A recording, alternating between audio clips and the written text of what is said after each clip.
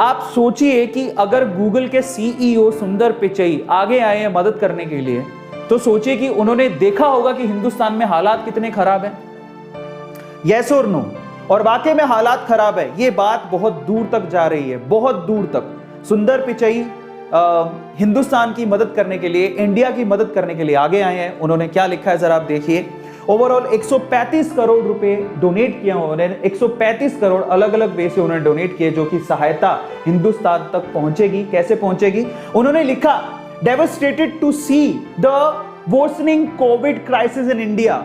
उन्होंने लिखा कि कोविड के जो क्राइसिस इंडिया में हो रहे हैं उनसे मैं पूरी तरह से टूट चुका हूं। और सबसे खास बात, गूगल एंड गूगलर्स का क्या मतलब है? गूगल खुद, जिसने 135 करोड़ की मदद की है, और गूगलर्स का मतलब जो एम्प्लॉइज गूगल में काम करते हैं उनको उन्होंने गूगलर्स कहा है।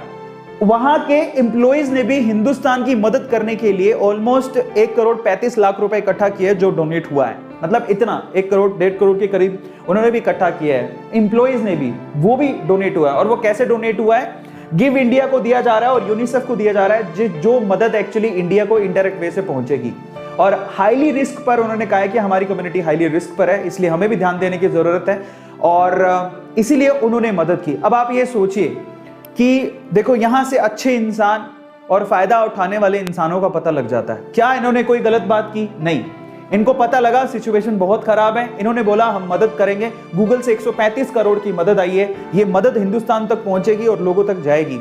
अब बस इतना कहना चाहूंगा कि बजाय ब्लेम गेम खेलने के आप सुंदर पिचई बनिए साहब। इसीलिए सुंदर पिचई का इतना नाम है, इतने लोग इन्हें मानते हैं, क्योंकि ये सिचुएशन को समझते हुए आगे आए और मदद किया बजाय ब्लेम गेम खेलने के। क्या ये ट्विटर में ये नहीं लिख सकते थे कि हिंदुस्तान की सरकार बहुत गलत कर रही है, हिंदुस्तान की सरकार ये है, फला है, ढिमका है, उन्होंने अच्छे से स्थिति को संभाला नहीं? लिख तो ये भी सकते थे। क्या इन्होंने लिखा? क्योंकि ये जानते हैं कि ये पैंडेमिक है और इसमें बहुत बड़े बड़े देश भी फेल हो गए थे। अगर आप 2020 के आंकड़े उठाओगे तो बड़े बड़े देश जहां पर लोगों ने सोचा नहीं था कि कोरोना जैसी सिचुएशन पैदा हो जाएगी, उनकी हालत खराब हो गई थी। हम तो फिर भी इंफ्रास्ट्रक्चर के हिसाब से हिंदुस्तान बहुत नीचे आता है, लेकिन बड़े बड़े देशों ने 2020 में बुरे दिन देखे हैं, इतनी मौतें हुई हैं वहां पे। तो आप क्या ब्लेम गेम खेल रहे हो? किसको इल्जाम लगा रहे हो? जरा सोचने की बात है। मुझे कहना तो नहीं चाहिए, लेकिन ये हो गलत रहा है। आज हमें मदद की जरूरत है, आप आगे आइए, और मदद नहीं कर सकते तो प्लीज आप कड़वाहट मत फैलाइए।